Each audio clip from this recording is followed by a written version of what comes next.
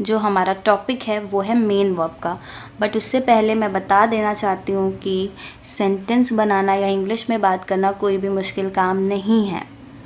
Okay, तो हमेशा अपने दिमाग में ये बात रखिए कि आप कर सकते हैं और आप बोल सकते हैं।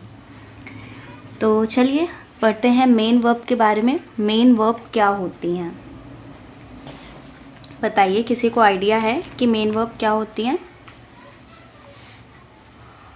ओके, जो मेन वर्ब होती हैं वो सेंटेंस में दिखा रही होती है कि क्या काम चल रहा है। जैसे दे आर प्लेइंग क्रिकेट, तो जो मेन वर्ब है वो है प्लेइंग, मतलब वो लोग क्या कर रहे हैं, वो लोग खेल रहे हैं। तो खेलना क्या हो गया हमारा मेन वर्ब। ठीक है, वो लोग खेल रहे हैं तो क्या हो गया मेन वर्ब है प्ले, यानी कि प्लेइंग। ओके, तो जो मेन वर्ब होती हैं वो अलग अलग फॉर्म में होती हैं। आपने सुना होगा ना, first form, second form, third form. कभी कभी आपने देखा होगा कि यहाँ पर सेकंड फॉर्म यूज़ करनी है वर्ब की, यहाँ पर थर्ड फॉर्म यूज़ करनी है। तो चलिए वो भी डिस्कस कर लेते हैं। फॉर एग्ज़ाम्पल गो, मतलब जाना। तो फर्स्ट फॉर्म है गो की गो, सेकेंड फॉर्म है वेंट, थर्ड है गॉन, फोर्थ है गोइंग एंड फिफ्थ है गोस।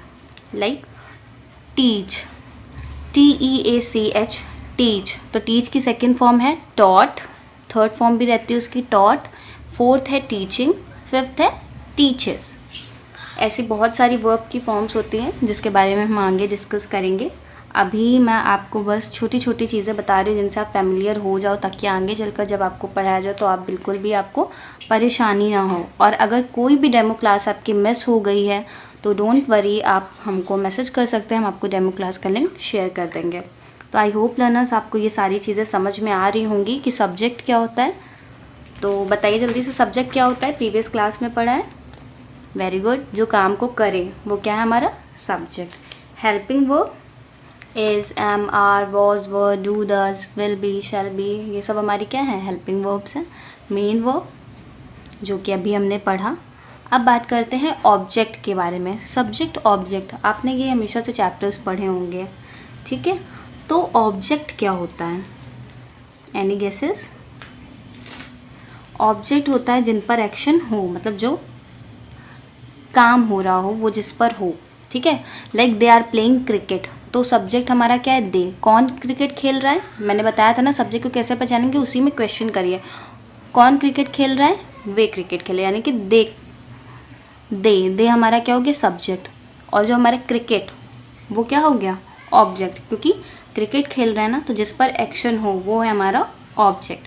For example, Rohan is talking to Sohan, Rohan Sohan से बात कर रहा है, तो इसमें क्या होगा ऑब्जेक्ट, जल्दी बताइए।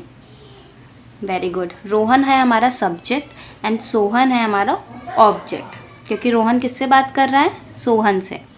तो जैसे अभी हमने एग्जाम्पल में देखा, रोहन है हमारा सब्जेक्ट एंड सोहन है हमारा ऑब्जेक्ट।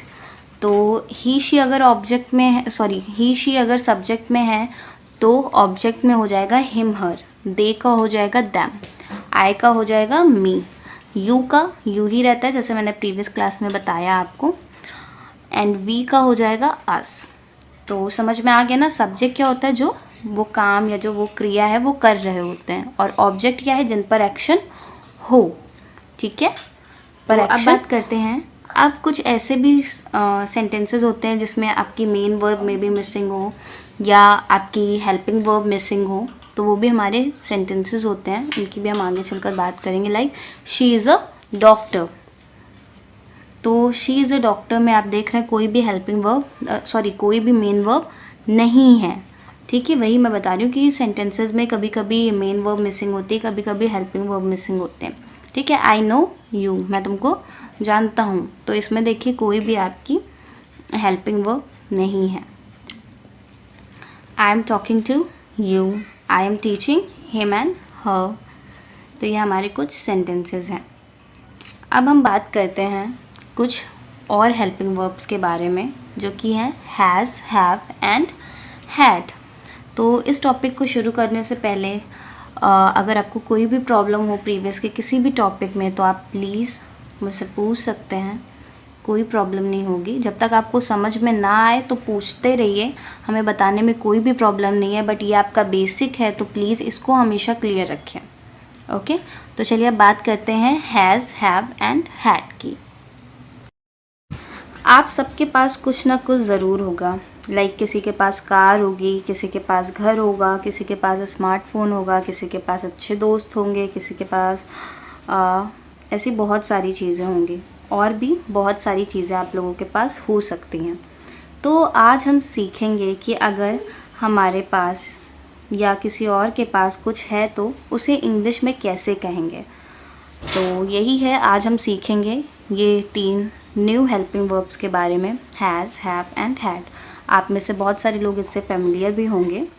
तो मैं एक बार फिर से याद दिला दूँ कि इंग्लिश में सेंटेंस बनाना कोई भी मुश्किल काम नहीं है, आप कर सकते हो, डरने की कोई ज़रूरत नहीं है। आई हैव अ कार, मेरे पास एक कार है। ही हैज़ अ कार, उसके पास एक कार है। ही हैड अ कार, उसके पास एक कार थी।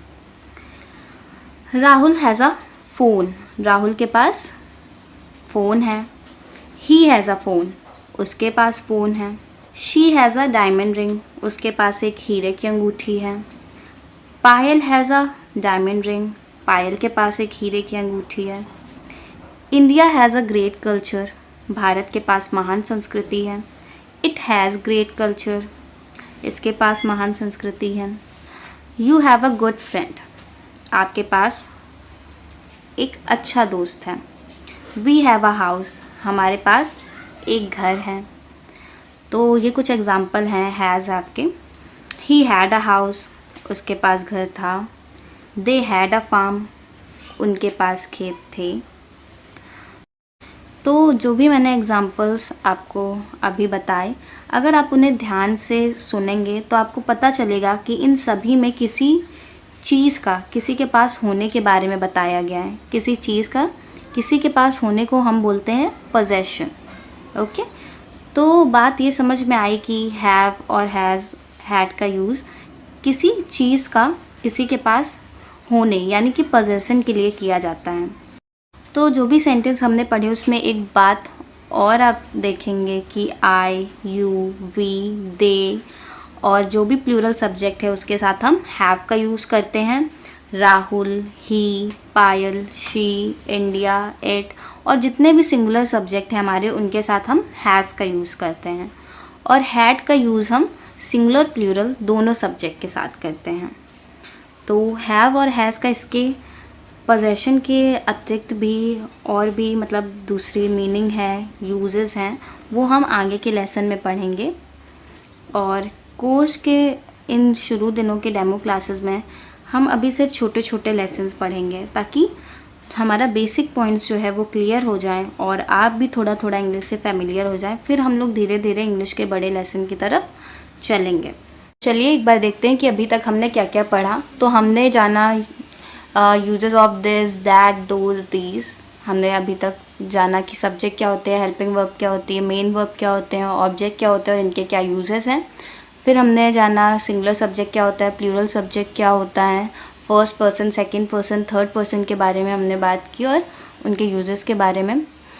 अभी हमने 3 न्यू हेल्पिंग वर्ब सीखी, हैव, हैड एंड हैज़। तो मैं आशा करती हूँ कि आपको जो भी असाइनमेंट्स मिल रहा है आप उन्हें टाइमली सबमिट कर रहे हैं और आपको बहुत मज़ा आ रहा है।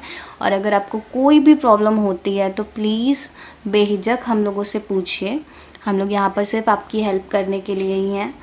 तो मैं आशा करती हूँ कि ये लेसन आपके लिए बहुत ज़्यादा हेल्पफुल रहा होगा।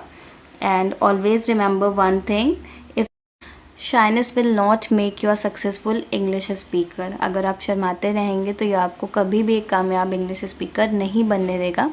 तो thank you so much for watching this demo class. और मुझे भी आप सबको पढ़ाकर बहुत अच्छा लगा। और कोई भी प्रॉब्लम हो तो just let me know. Bye bye, thank you, take care learners.